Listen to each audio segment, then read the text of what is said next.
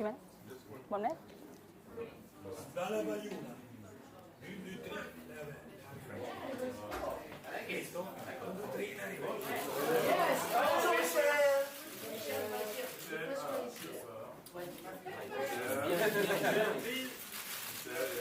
Michelle, bellissima. Bellissima Michelle, guarda in front of you please. Bella Michelle. Michelle, straight ahead. In front of you please. Michelle, please. Michelle. Michelle, please. Michelle, please. In front of you please. Michelle. Michelle, look at the back.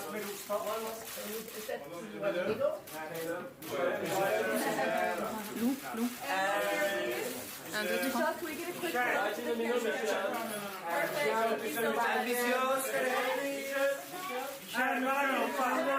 on your right, please, Michelle. Michelle, on your right, please. You are Michelle, to your right. One more step. No, one more step to the right. One more step. Oh, and Michelle, right back, please. Beautiful Michelle. Michelle, on the left. Look on the right. And we're good. Thank you, Michelle. Michelle, look this way. Michelle, just get back again, Michelle. Thank you. Thank you, Michelle. Thank you.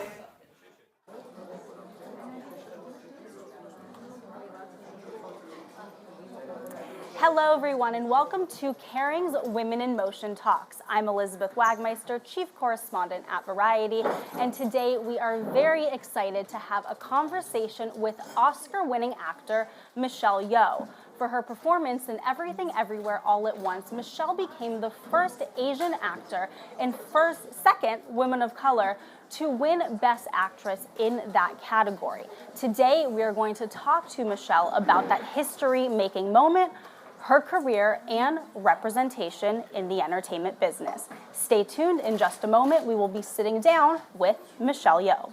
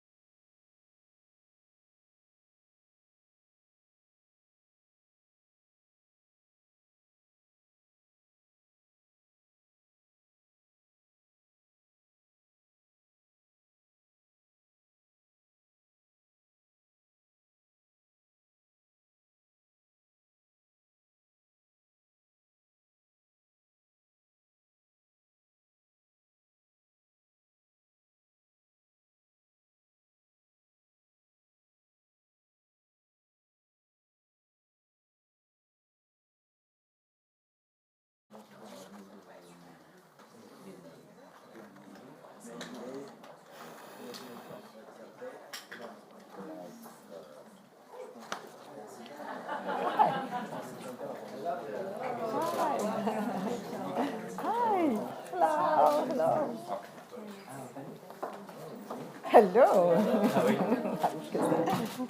Welcome. How are you? Thank you. Hello.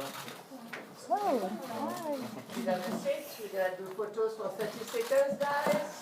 Michel, Look at the camera. In the meantime, turn up your Michel, can you... put them on silent, please. So we highly appreciate Michel, 1 it. second here. Thank you very much.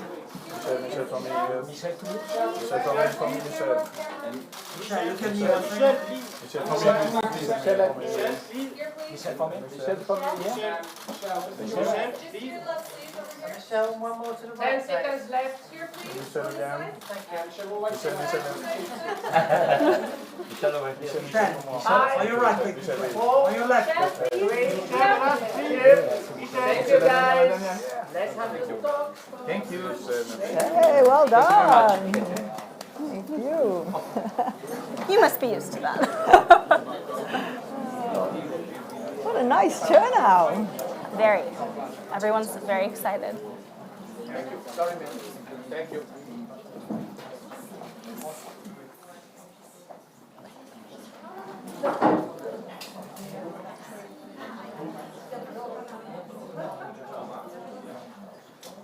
What are y'all doing here? Look, it's so beautiful outside. You should be like frolicking by the pool. Did you just get in today? Last night. Last night? Late last night. Okay, so you brought the good weather. It had been raining I'm until gonna Michelle take Yeoh credit for arrived. You have been to Cannes before, though. Yes. How does it feel to be back? It's always great to be in Cannes because it's got such a good atmosphere and we all come for the movies that we love, right? So Cannes is a really, really wonderful place for that, and it's had such good history. And you know, people who really love films are here to not just celebrate the difference, but to celebrate each other and hopefully make a good sale. That too. That's very important. Do you have a favorite memory from over the years at the festival? Oh, I must say then it has to be the very first memory when I came with Crouching Tiger, Hidden Dragon, and that is like 23 years ago. Yeah, literally 23 years ago, we had our first big premiere, and you know, Cannes is a great place, but it can also be very brutal. If they don't like your film, they tell you right away. But we were very blessed from the first press screening, and 8 o'clock for a screening is tough for any movies, and tough for a foreign film, subtitles. But our producer, Bill Kong, came up to us very excited and said, "You guys had a standing ovation." In the middle of the movie, after the first action sequence where I'm running on the rooftops, that fight sequence, and he says, very rarely it happens here before. And we thought, we're doing promotion. You don't have to, make it nice for us. But we were so happy with the reaction of the people. So I think that must be, until today, my best memory of Cannes, my first introduction. Now, congratulations. You've had quite the year. I'm sure you're exhausted, first of all. It feels like Michelle Yeoh was everywhere. Everything, all at once. Yes, thank you. No pun intended, but you brought me right into that. So for your role in Everything Everywhere All at Once, you won the Oscar for Best Actress. You made history, becoming the first Asian woman and only the second woman of color to win that award. First of all, before we get into these history-making moments, have you taken it all in yet? Honestly, no. I think it's because we were working, promoting the film since a year before the Oscars. So it's been a long journey. When I don't think any distributor really puts the movie out if they thought it was an Oscar contender. But Everything Everywhere All at Once became such a people's movie. And very quickly, even filmmakers themselves recognized this is the language of the future for films. And we always ask for originality, we ask for difference, we ask for inclusivity, diversity, all these adjectives. And Everything Everywhere All at Once really gave it to us. It's a very blessed movie from the word go. We finished shooting right on the day of lockdown. Can you imagine an independent film, if you have 2 or 3 weeks left, chances are you'll never finish the film. How are you going to get everybody back? Because Only money can buy time, especially in our industry. And then Paul, our editor, and this is also due to A24, who didn't say, just get the movie out, right? We've already shot it, get the movie out, we'll sell it to a good streaming platform and everybody will get to see it during the COVID lockdown. They held on to it, which gave us, the directors, the Daniels, and Paul, our editor, 2 years to work on the finished product. And it is a very complicated, if you see our script, you will understand how complicated it really is. And I remember meeting Paul's wife for the first time in South by Southwest, the festival there, and she said, "You've been living with me for 2 years." And thank you. So it really gave us, and when that happened, South by Southwest was probably one of the first festivals that was real. It no longer was a virtual one. And for all of us who love movies, it takes away so much when you're doing it virtually. It's a shared experience, and that's why we make movies. We have to share that experience in the cinema. We laugh together, we cry together. We go on this insane roller coaster ride. And I think with everything, it helped you bare your souls because you were there together. You hear people laughing and you go like, it's okay to laugh out loud. It's okay to cry. And it's how the message stayed on with people. I think that meant the most to me. Absolutely. And to your point, the film, it exceeded expectations at the box office. It did incredibly well, particularly for an independent film. Do you think that that movie is now going to make a change in the industry? Because right now what we are seeing is studios, they're not taking many risks. The films that do well are these big franchise films and superhero films, and that is what is bringing people to theaters. But of course we're in this age where post-pandemic, there's so much streaming and people watch on their couches. So do you think that Everything Everywhere All at Once will convince the people in charge to take risks on new ideas? I don't think cinema will ever be replaced. You know, it's a whole different way of watching. And before the time began, we all need to come together to do things together. And cinema is one of the best ways where we can agree to disagree, like or not like the same movies, but we come together and celebrate or criticize or whatever, but we come together. And it's a beautiful language. But it's the difference, I think, now is there's so many things to choose from. As filmmakers, yes, maybe it is a good thing because we have more platforms. And when you do a small indie film, the chances of you being able to be released in a cinema, a theatrical release, is very minor. It's very little. Has Everything Everywhere All at Once changed it? I don't think so. But has it put the light on indie films? Every time a good indie film does well, the light is on. We're always looking for the next best indie film. And you can see there are so many indie films out there. When you walk down the Croisette and you see what's on show, you know that it's because there are filmmakers, really, really good filmmakers who want their work to be seen. And when you're a new filmmaker, nobody's going to give you 100 million, let alone 50 million, let alone 10 million, right? But then that is the time when we are the most creative. Because we need that. If you look at Everything Everywhere All at Once, it was made for less than 15 million. 1-5, not 50, okay? But it's, just think, all right, the simplest thing. We created the easiest, cheapest multiverse traveling, right? No CGI. All it was the old, phone head thing and going, whoosha, and then we're in another universe. Right? So you have to be creative. And I think that's when we do really a lot of our best work, because that's when you're really, really passionate. And you also don't have the studio executives overlooking your shoulders, because if they give you a big budget, it's also their responsibility to make sure you deliver what they think should be the right thing. And that takes away, that's what we fight for all the time, that creativity, that, how do you maintain your integrity in that way? It's not about selling short. Of course, with bigger budgets, you can attain a lot more things, better storytelling and all that. I mean, just don't waste it on trailers and, I don't know what, some of the things that you see. But as we go, we have to encourage, we have to support each other. I think one thing I learned very much from this whole process, because I've been in this industry long enough to know that we fight for women continuously, we fight for equality, we fight for diversity, we keep fighting for, but it also has to come from the top. If it doesn't come from the top, it's very hard to trickle down to the bottom. But now in this, especially in the last few years, you can see women are speaking out a lot more for themselves. In the past, I find that women are very critical of themselves, right? Men are not. Men are always like, I'm so good. And women are like, how do I get better at this? You know, we nitpick at maybe our good things even. So I see a great change in that. And I find sometimes women have a lot more issues that they are trying to deal with. Are they two women if they don't have family? You know, then the clock is ticking. Oh, if I pay too much attention on my work, and then how am I hate it when they say it's a geriatric, what the hell?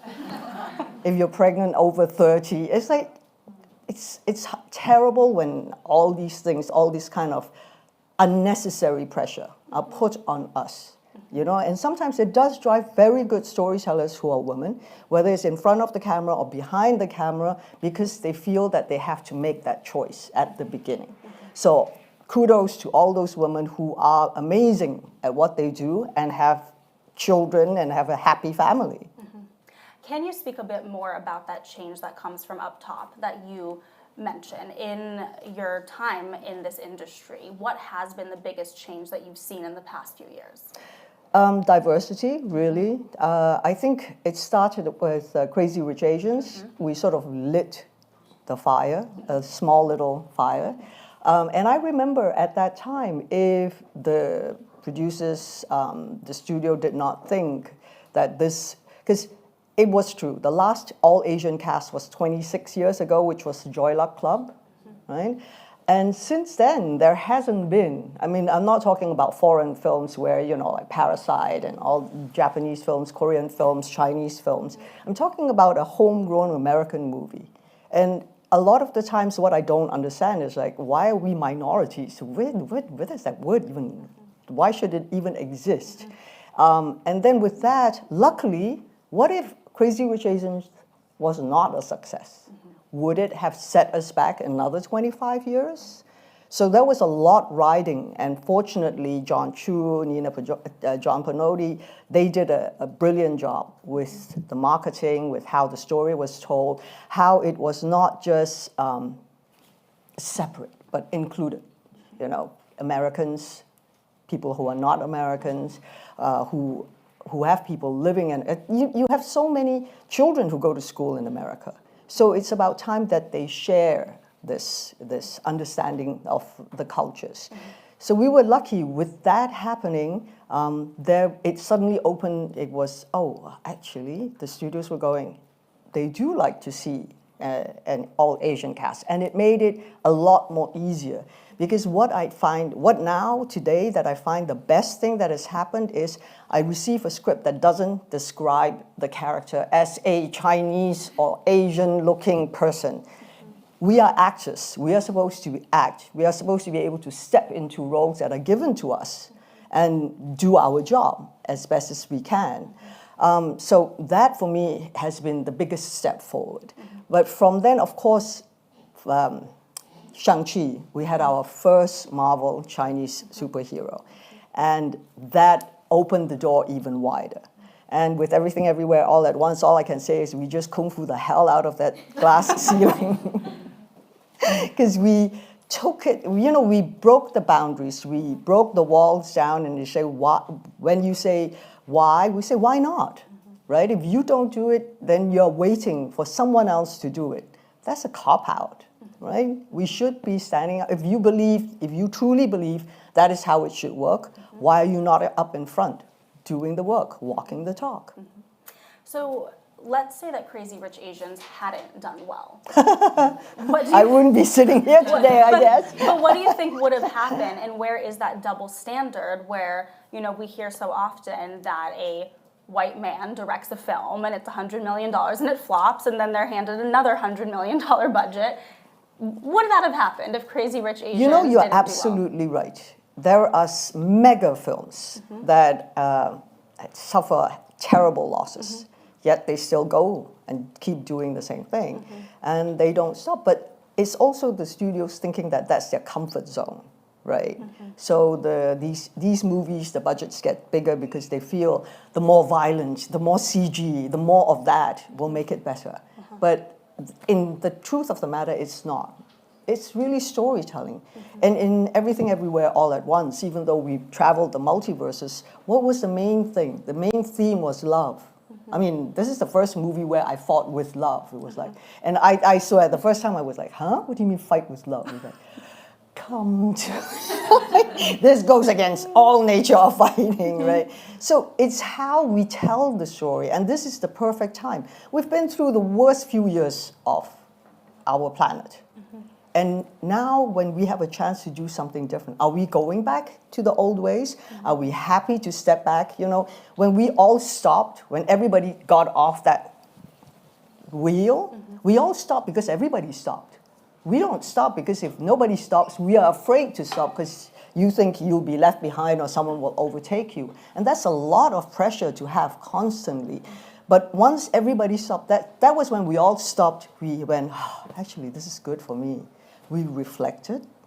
Now we're back out, but it looks like a lot of us are jumping back on that wheel, and we have to make the changes. We have to remember that we need to make the changes, and we had a huge reset.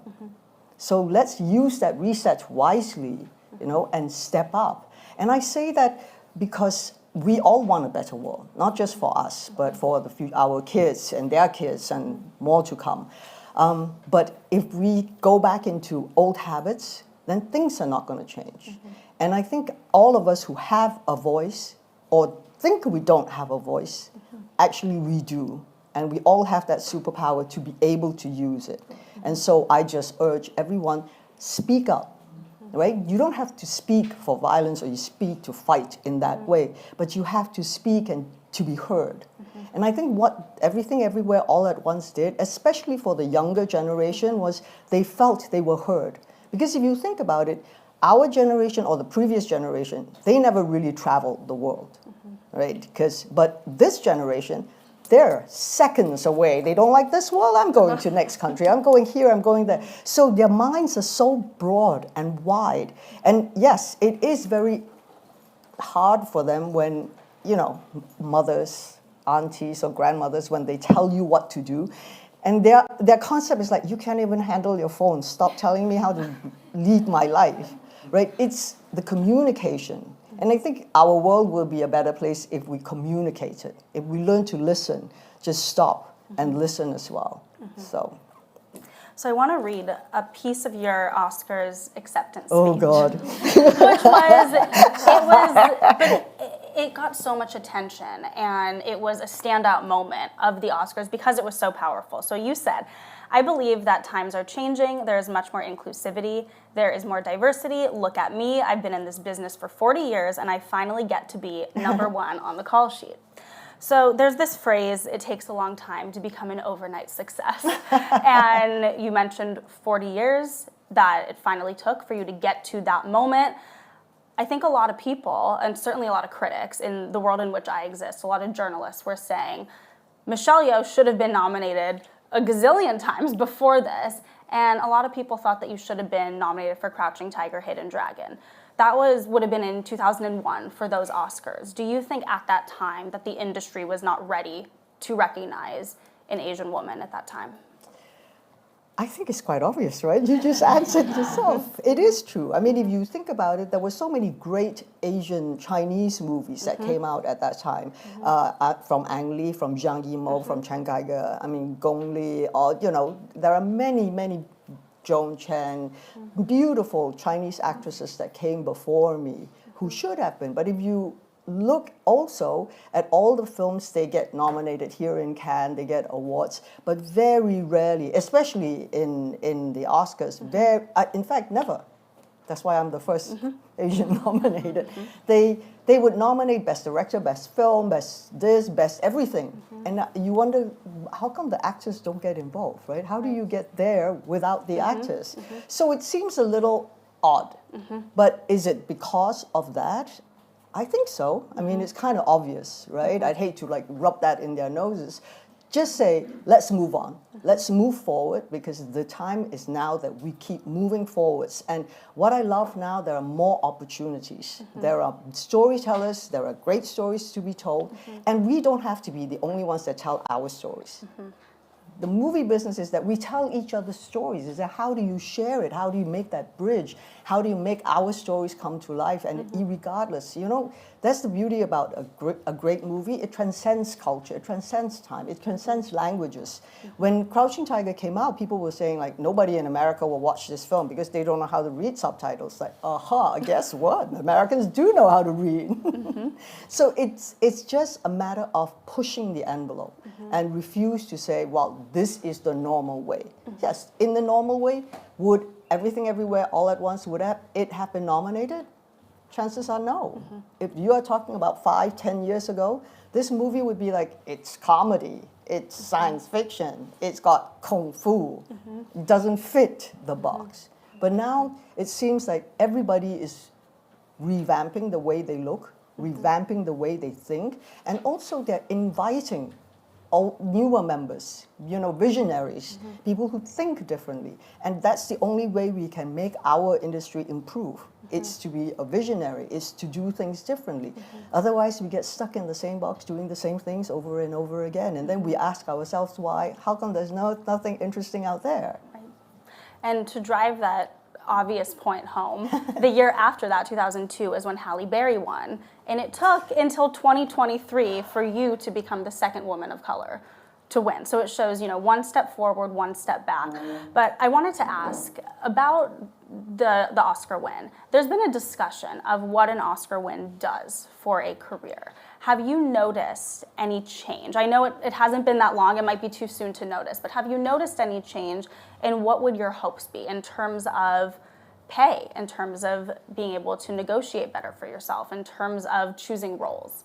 Hell yes. Yeah. Well, I have some of my team over sitting out here, and they can tell it is. Because I think the most important thing is, first of all, it has generated such pride with our people. The day that I won, I honestly heard the roar of joy that came from that corner of the world to be recognized, to be seen, to be heard. It has, I think it's been slowly moving in that particular way, and this has just pushed the door open and say, we're not going anywhere else, and this door is not shutting behind me. Because what I feel this has done is not just for me, but me being able to bring other people in as well. Because we always, I think in the past when there were so few roles, it was so competitive. And I can understand why, you know, it's like if you get the job, that means I don't have the job. Because it's either you or me. But now what we have to change the mindset is, if I'm successful, you're going to be successful. And together, we can make a big success out of this and create more roles. I won't be playing the mother over and over again. I've created a role like this, and I hope someone else will be able to do a different take, a better take on it. Then we have, there's not only one mother in the world, right? There are so many out there, and there's so many stories that needs to be told from a mother's point of view. And it can come from so many beautiful actresses out there. So I think this is what we need to do, is to have that mindset. It's like, movies are the best thing in the world for collaboration. You cannot do it alone. So we have to collaborate on all the different levels, on, you know, working together as how do we make roles for each other, make space. The space cannot be this. We will use, if our elbows, our knees, or whatever it is, to create that space where it will be lucrative for everyone. It will be enjoyable. It will be sustainable, you know, all these like big good words that will come out of it. And I think that is the future. That is what we have to aspire to do. Now, in your Oscar speech, you also said, ladies, you are never past your prime. Yes, totally believe that. What did you mean by that? Exactly what I mean. It's like, you know, there's too many, because I remember that, I think there was one journalist who really put his foot in his, and said, you know, when you are 30 or 40, you're past your prime. And he actually tried to say, oh, but it comes from Google or something like this. It's like, do we have to live our life through what somebody else decides? No, right? So that's exactly what I meant. It's because I feel that it is so important, and especially the last year, because once your numbers get bigger, it's very easy for things to sort of like shrink. And there are less roles. And I was always very frustrated with why do the guys in their 60s or 70s or 80s get to go out for these like big adventures and rescue and probably go on the adventure with my daughter while I have to stay at home by the phone. And I'm like, no. So it's fighting for these kind of opportunities. It's why can't we do it? Mothers are just as fierce, if not more. And I think with Everything Everywhere All at Once, it proved a point.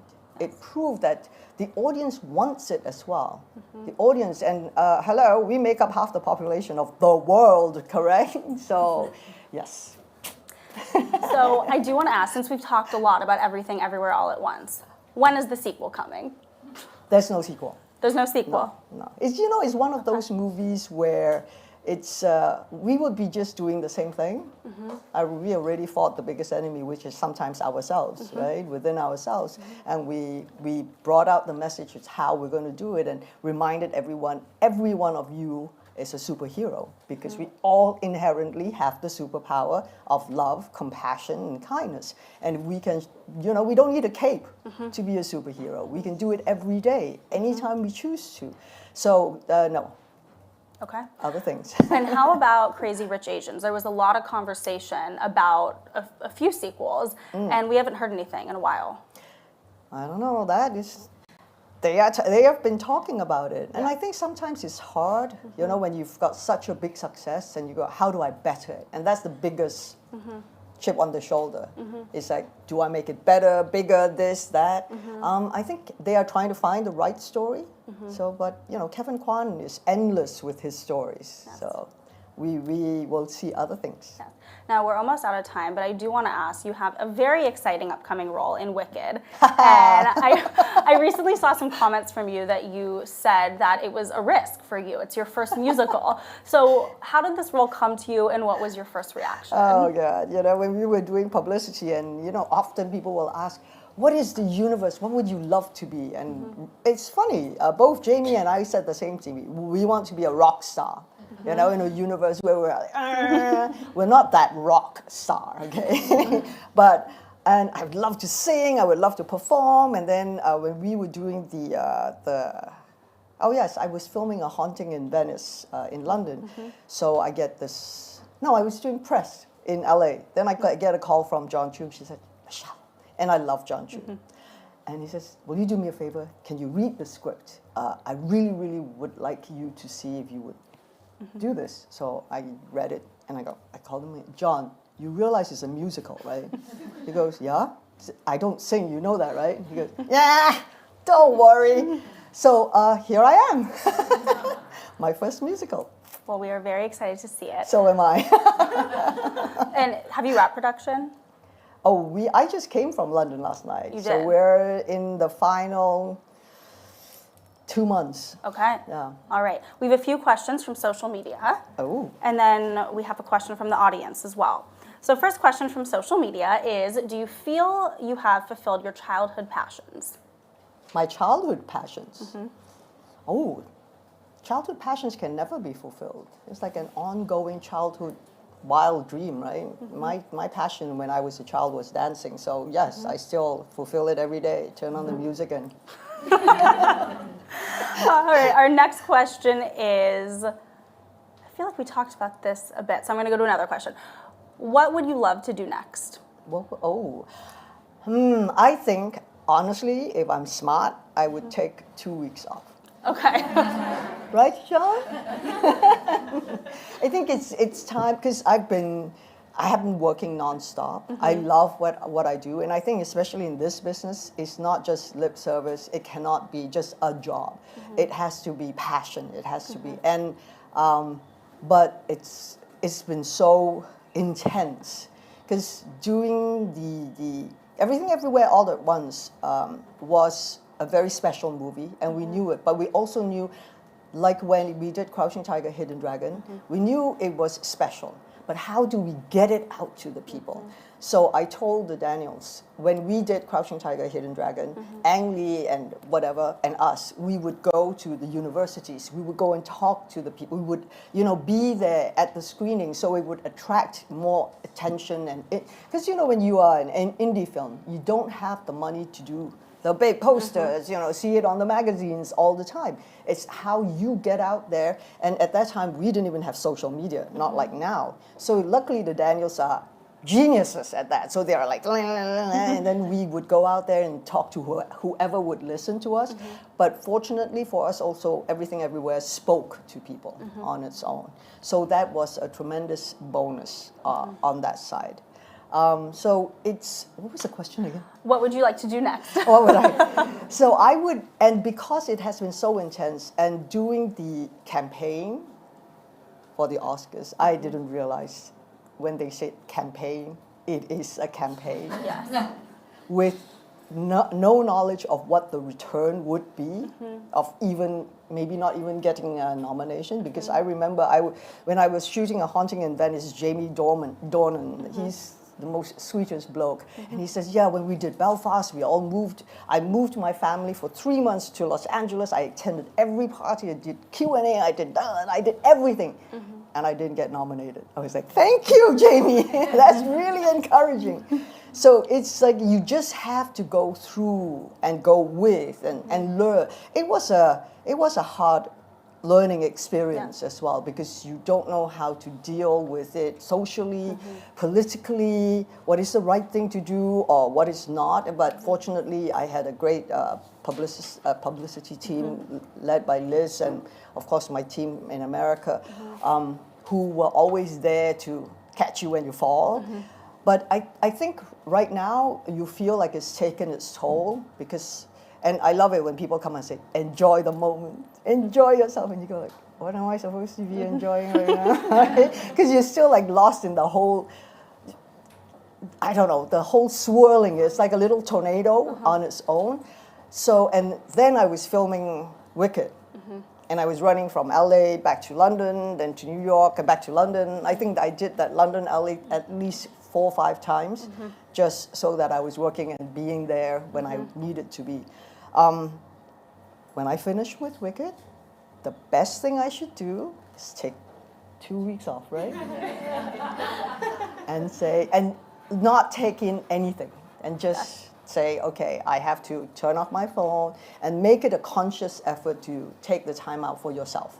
And say, I don't want to decide what dress I'm going to wear, who is going to do this, who's going to do that. I don't want to have to make those decisions for a while.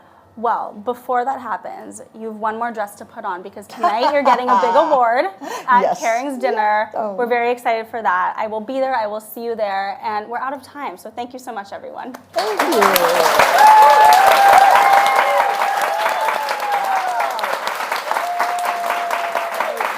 Nobody fell asleep. That's pretty good.